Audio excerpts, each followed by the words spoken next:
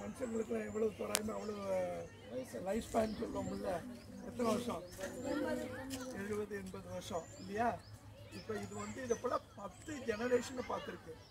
நாமெல்லாம் என்ன நினைப்போம்னா, நாம் பெரிய ஆள், நமக்கு அது தெரியும் தெரியல நினைப்போம். ஆனால் இந்த மரம் நம்மளை போல் 10 ஜெனரேஷனை பார்த்துருக்கு. உங்கள் அப்பாவை பார்த்துருக்கு, உங்கள் தாத்தாவை பார்த்துருக்கு, உங்கள் தாத்தாவோட அப்பாவை பார்த்துருக்கு, தாத்தாவோட தாத்தாவை பார்த்துருக்கு. இதை போல் கிட்டத்தட்ட 10 ஜெனரேஷனை இது பார்த்துருக்கு இந்த மரம். இந்த மரத்தின் கீழே நம்ம பறவைகளின் இந்திய பறவைகளின் தந்தைன்னு சொல்லுவோம்ல, டாக்டர் சலீம் அலி, அவர் வந்து இங்கே வந்திருக்காரு. அதே போல் நம்ம நாட்டினுடைய மகாத்மா காந்திஜி இருக்கார்ல, நம்ம தேச தந்தைன்னு சொல்கிறோமே, அவர் வந்து இந்த மரத்தின் கீழே ப்ரேயர் கண்டக்ட் பண்ணிருக்காரு. இங்கே ஒரு மீட்டிங் போட்டிருக்காரு, இங்கே இந்த மரத்தின் கீழே நடத்திருக்காரு. அதே போல் வந்து இந்த மரம் வந்து ஒரு ஒரு ஒரு ஐகான் சொல்லுவோம்ல, ஒரு ஒரு முக்கியமான ஒரு இதுன்னு சொல்லுவோம்ல. ராஜபாளையம்னா நிறைய இதெல்லாம் சொல்லுவோம். ராஜபாளையம் நாயை பற்றி சொல்லுவோம், மாம்பழம் பற்றி சொல்லுவோம்.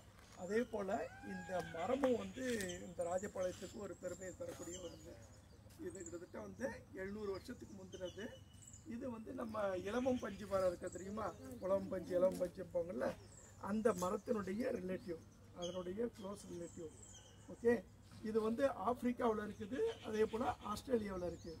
நம்ம நாட்டுக்கு வந்து இது இன்ட்ரடியூஸ் பண்ணப்பட்டதுன்னா, நான் வந்து ஒரு யாராவது வந்து இப்போ நம்ம நாட்டில் நிறைய பேர் ஆப்பிரிக்கா போகிறாங்க, ஏன்னா ட்ரேடு வியாபாரம் பண்ணுறதுக்கு.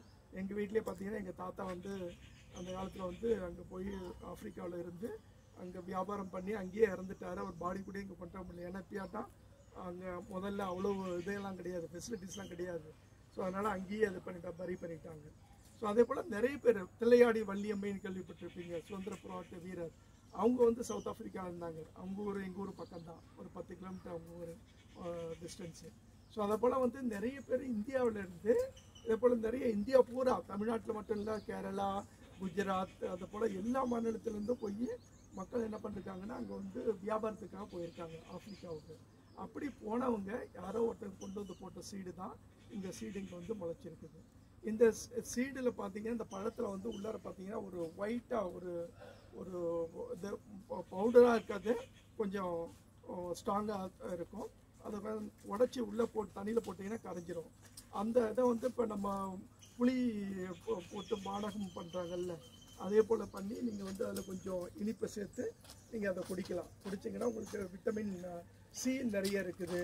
அதே போல் பார்த்தீங்கன்னா வந்து இன்னும் கால்சியம் நிறைய உள்ள ஒரு சத்து உள்ள ஒரு பழம். அந்த பழம் கிட்டத்தட்ட பார்த்தீங்கன்னா ஒரு 30 சென்டிமீட்டர் நீளம் இருக்கும்.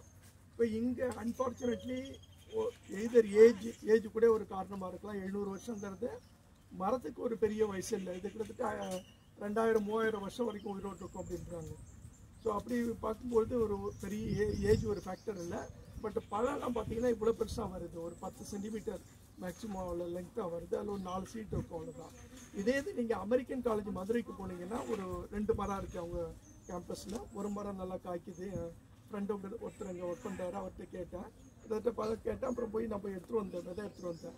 கிட்டத்தட்ட ஒரு 30 சென்டிமீட்டர் நீளம் இருக்கும் அந்த பழம். இது வந்து நல்லா ஸ்ட்ராங்காக இருக்கும். அந்த புளியம்பழம் மட்டும் அதனுடைய ஓடு வந்து ஸ்ட்ராங்காக இருக்கும். புளியம்பழத்தை விட ஒன்றும் ஸ்ட்ராங்காக இருக்கும். நீங்கள் சுற்றி வச்சு தான் உடைக்கணும், உடைச்சா தான் அதை நீங்கள் உடைச்சி எடுக்க முடியும். ஸோ அது முளைப்பு திறன் இருக்கா சார்? முளைப்பு திறன் இருக்கு. முளைக்கக்கூடிய ரீப்ரொடக்ஷன் பண்ண முடியுதா சார்? பண்ண முடியும். அவங்க என்ன பண்ணுறாங்கன்னா சீடை லேசாக தேய்ச்சிட்டாங்கன்னா அந்த உள்ளார உள்ள அந்த இது தெரியும் உங்களுக்கு, தாமரை விதையை போடுற மாதிரி. ஆமாம். அதே போல் கொஞ்சம் தேய்ச்சி போட்டிங்கன்னா உடனே வரும். அப்படி இல்லாட்டினாலும் நீங்கள் தண்ணியில் ஊற போட்டிங்கன்னா சீட்ஸ் கலெக்ட் பண்ணி வச்சிருக்கீங்களா சார்? இந்த மரத்தில் வந்து 4 சீடு தான் கிடைக்குது ஒரு பழத்துக்கு. அதனால் நாங்கள் இதை ட்ரை பண்ணி பார்த்தோம், அது முளைக்கிறது இல்லை. கிடைக்குது, காய் கிடைக்குது, விதை கிடைக்குது, பட் முளைக்கிறது இல்லை. ஆனால் நான் அமெரிக்கன் காலேஜ்லேருந்து எடுத்துகிட்டு வந்தேன். ஒரு பழத்தை உடைச்சு பார்க்கும்போது ஒரு 80-90 சீட் இருக்குது. அந்த சீடு வந்து புளியங்கொட்டையாட்டு இருக்கும். புளியங்கொட்டையை வந்து சாப்பிடுவாங்க தெரியுமா?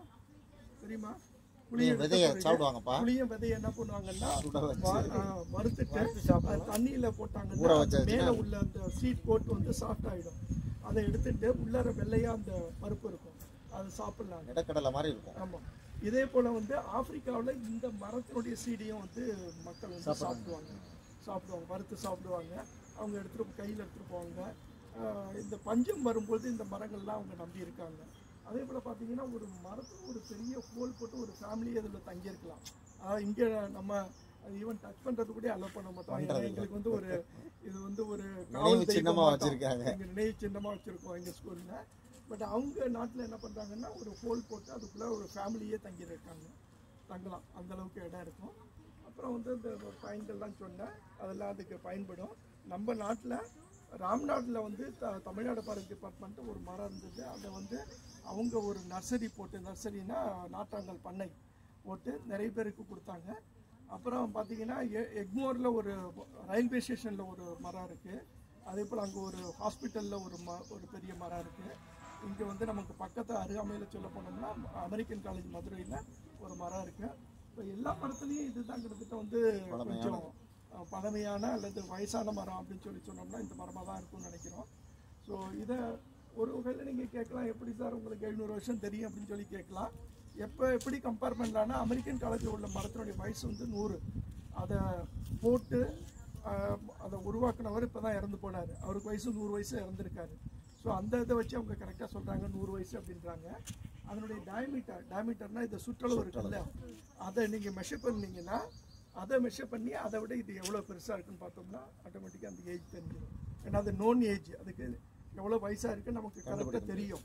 ஆனால் இதுக்கு தெரியாது. இப்போ நோன் ஏஜ்லேருந்து அன்னோன் ஏஜ் எப்படி நம்ம கண்டுபிடிக்கிறதுனா அதனுடைய சுற்றளவு எடுத்துட்டு அது எவ்வளோ மீட்டர் இருக்குன்னு பார்த்துட்டு அதை விட இது எத்தனை மடங்கு பெருசு இருக்குன்னு பார்த்தோம்னாலே ஆட்டோமேட்டிக்காக 700 வயசுங்கிறத நம்ம ஒத்துக்கலாம். ரைட்? இது வந்து நமக்கு யாரோ சொல்லி எங்கள் போர்டு வச்சுருக்கோம், நாங்கள் எங்கள் ஸ்கூலில் வந்து இதை பண்ணி வச்சுருக்காங்க. ஆனால் உங்களுக்கு உண்மையிலேயே இதை டெஸ்ட் பண்ணணும், நீங்கள் 700 வருஷம் தானே அப்படின்னு சொன்னீங்கன்னா அதை மெஷர் பண்ணுங்க. அது 100 வயசு, இது 700 வயசு. அப்போ அதை விட இது 7 மடங்கு பெருசாக இருக்குன்னு அர்த்தம், சிம்பிளாக சொல்ல போனோம்னா. ரைட்டா? ஸோ அதை போல் இந்த எங்கள் ஸ்கூலுக்கு இது ஒரு காவல் தெய்வம் மாட்டோம். இந்த மரம் யார் வந்தாலும் ஃபாரஸ்ட் டிபார்ட்மெண்ட் சரி, வேறு